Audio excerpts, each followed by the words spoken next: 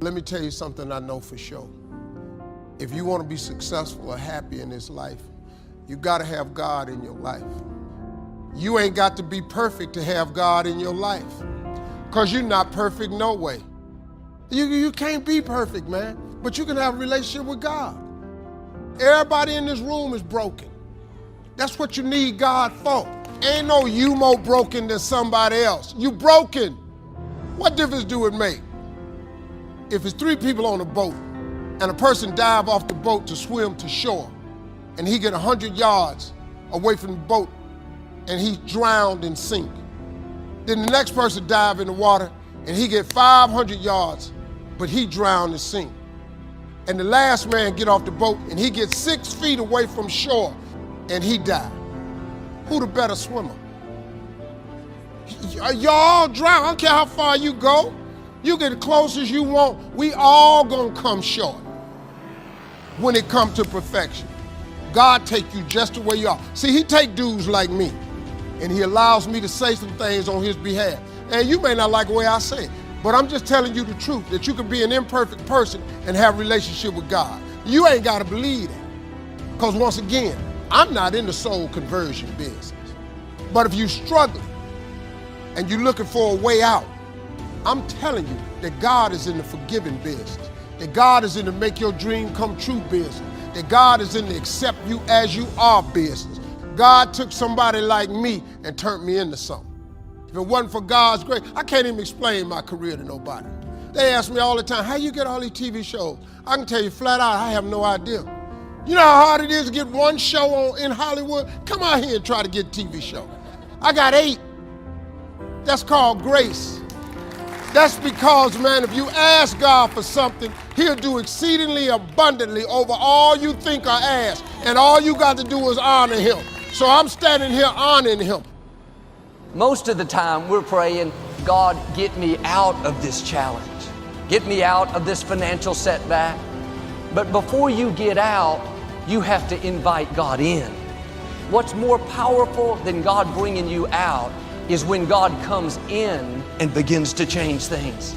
He comes in and gives you strength that you can't explain, grace to outlast what should stop you.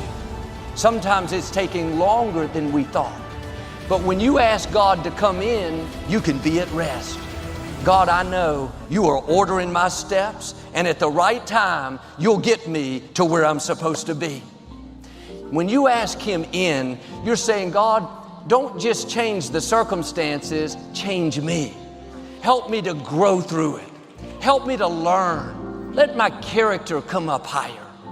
God works in the trouble. He works in the uncomfortable situations.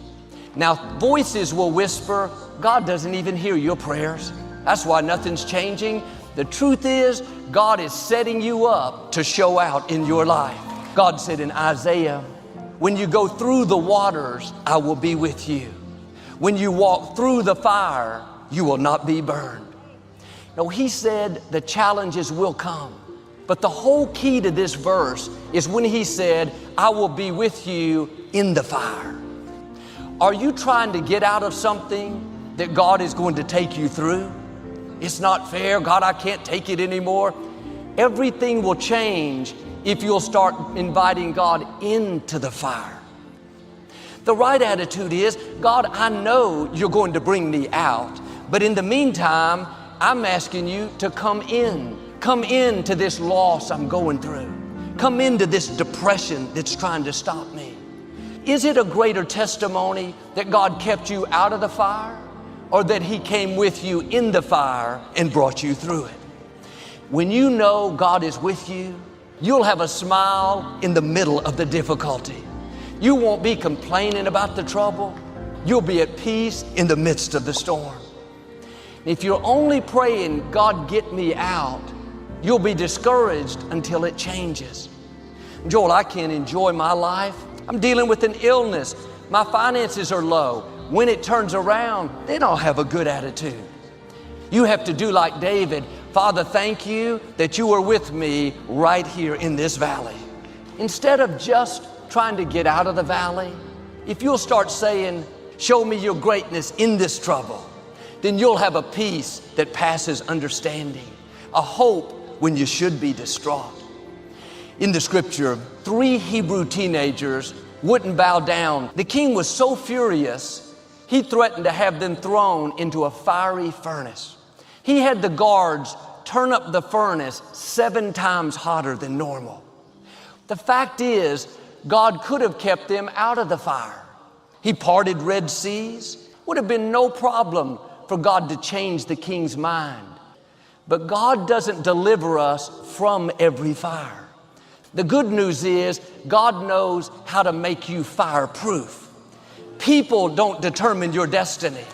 Sickness, unfair situations don't have the final say. God doesn't stop every negative situation. He uses adversities to move us into our purpose. You wouldn't know He was a healer if you never had an illness. We wouldn't know He could move mountains if we never faced big obstacles. The enemy may have turned up the fire 7 times hotter than normal.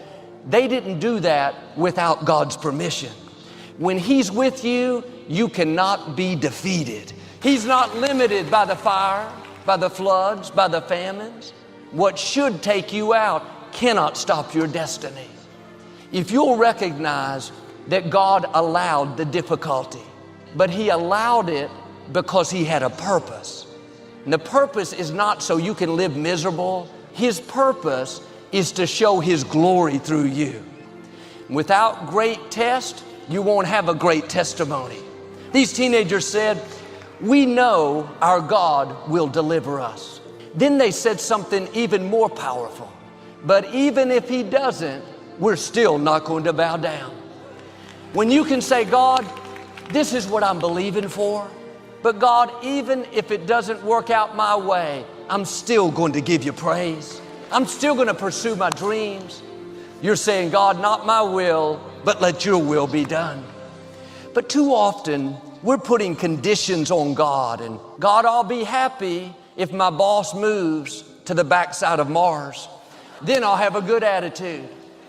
Have you ever thought God may be using that person to grow you up, to teach you to love those that are not very lovable? I'm asking you to start praying, "God, help me to have a good attitude. Help me to do the right thing when the wrong thing is happening." Because sometimes God is waiting for us to pass the test.